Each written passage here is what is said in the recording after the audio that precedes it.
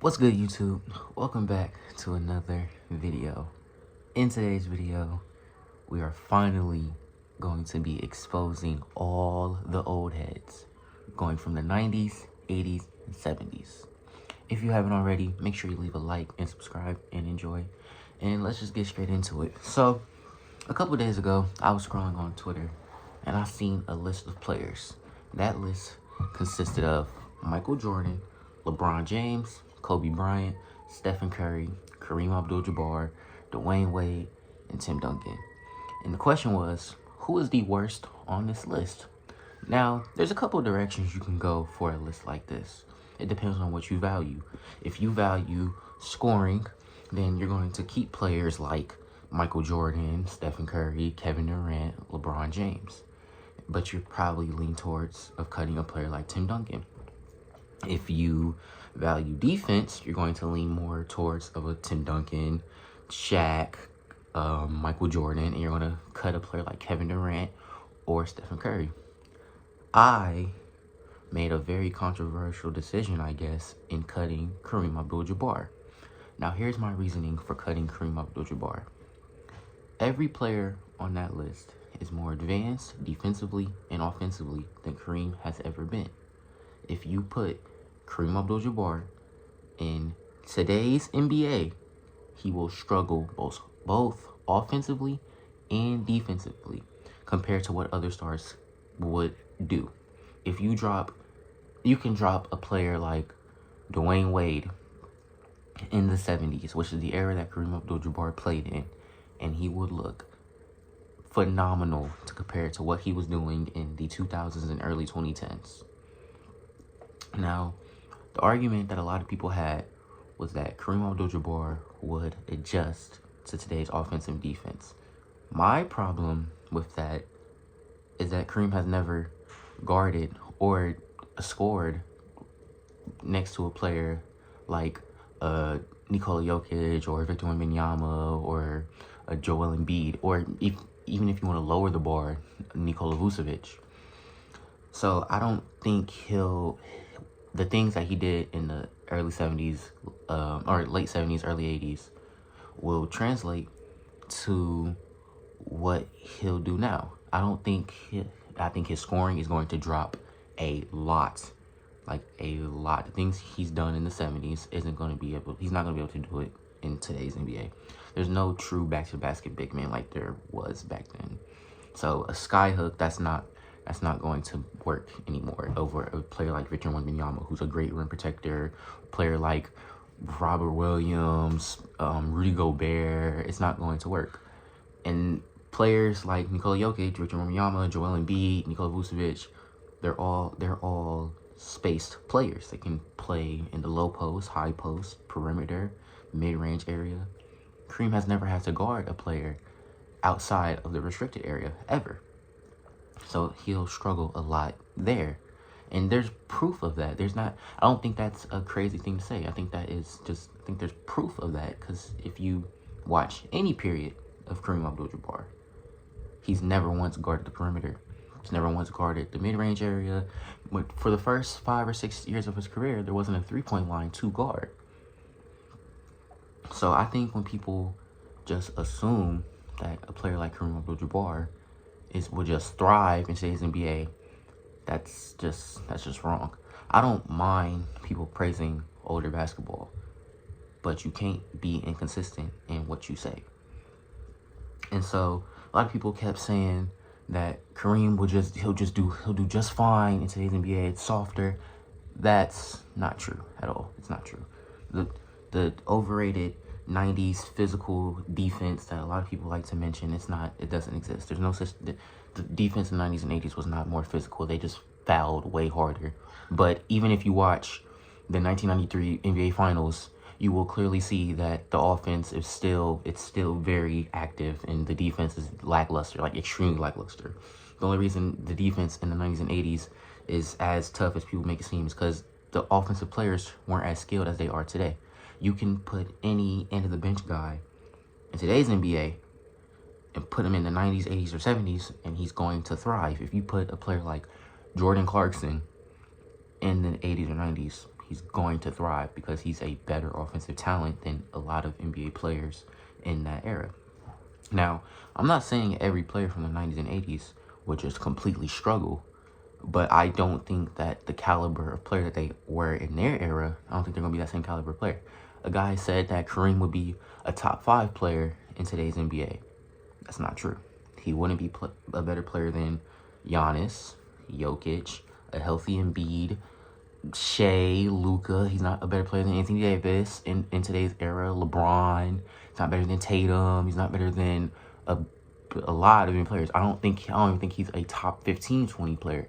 So it's just illogical. There's also no like real reasoning why people say this. It's just blinded by nostalgia. Also, a lot of people that say this never seen any real full Kareem game, just pure highlights.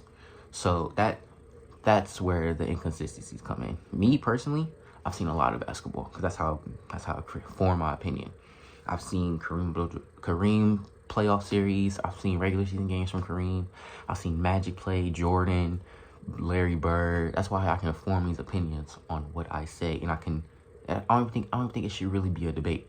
Players from the 2000s, like early, late 2000s, 2010s, and now are just leaps and bounds better than players from the 90s, 80s, and 70s.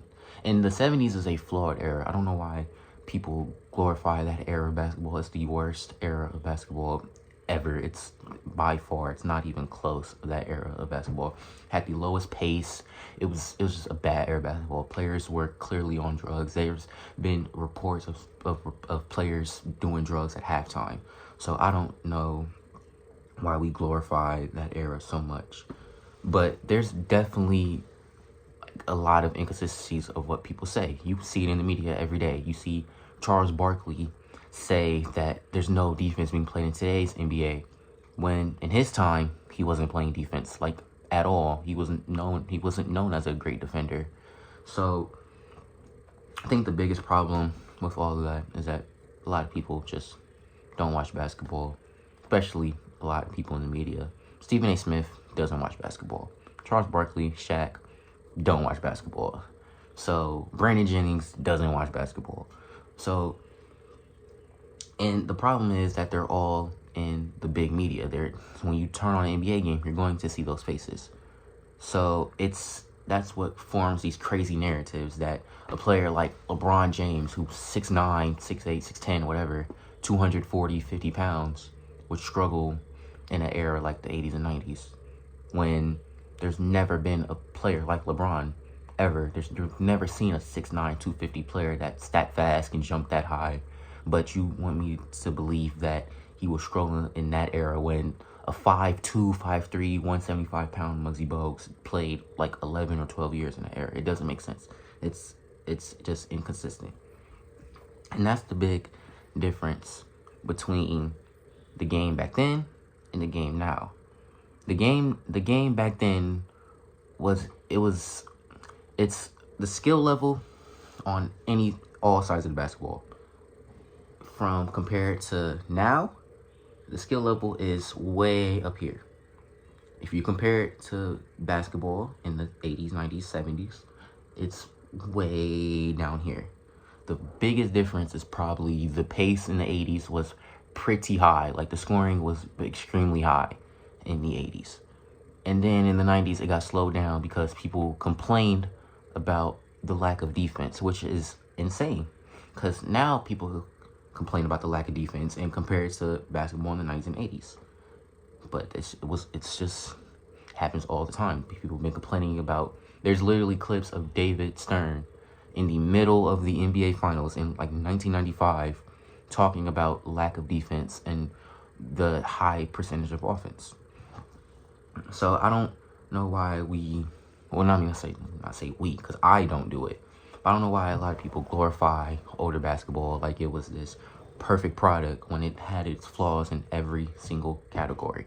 A player like Kareem Abdul-Jabbar, who, since that's just the example we're using, is going to struggle in today's NBA because he's never had to deal with an offensive talent of Stephen Curry, or if we can just continue staying in position, like I've said multiple times, Victor Wembanyama, Nikola Jokic, Joel Embiid, Nikola Vucevic.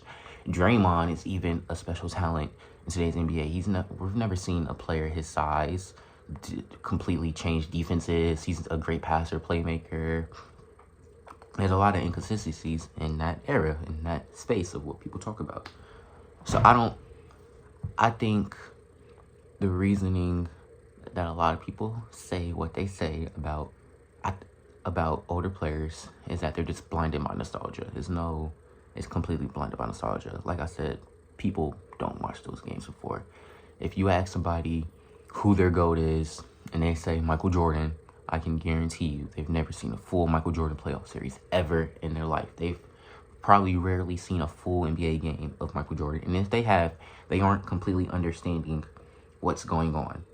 So people mention defense in the 90s, but they don't mention that you couldn't, like, double team in the 90s at all. It was, like, not something you could do. You doubled in the 90s, you would get fouled. You would get called foul.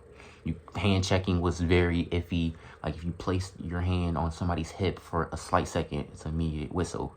Jordan, at the peak of his career, was averaging like 11, 12, 13 free throws a game. And he still wasn't the league leader. And he's shooting that amount of free throws. I think the league leader was shooting like 13, 14 free throws a game. Compared to today's NBA, which is, I think, Shea's shooting like 9 or 8. And then Giannis, I think she's shooting like 11 or 12. So I don't know why we're acting like today's NBA is just pure, just jump shooting, no defense being played, which is not true. Jrue Holiday has a better chance of locking up every single player in the 90s than Jordan has a chance of locking up every single player today in the NBA.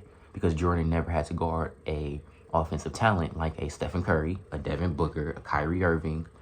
It just doesn't happen. So that's all I really wanted to say. I just wanted to get on here. I'm probably going to make this like a series of some sorts. I'm going to share screenshots of what I see. It's just, I think everybody needs to get away from, if you're going to form your opinion on older basketball, you have to watch older basketball. It's impossible to form your opinion on something you've never seen before. It's impossible. But that's all I wanted to get on here today. If you enjoyed today's video, make sure you leave a like, subscribe, and I'm going to catch y'all next time. Peace. Another possession of the game. This is from the unguardable move that I've been told that Kareem has that will just put him above everybody else in the NBA right now. We're about to watch it. The unguardable move. Unguardable. Watch. Unguardable right there. That's an unguardable basketball player right there. Oh, but hold on. I ain't seen this possession yet. Let's see what happens. Peak buckets right there. You know what? Changed my mind. This is clearly the best era of basketball right here. Who cares if they were doing coke in the locker room at halftime?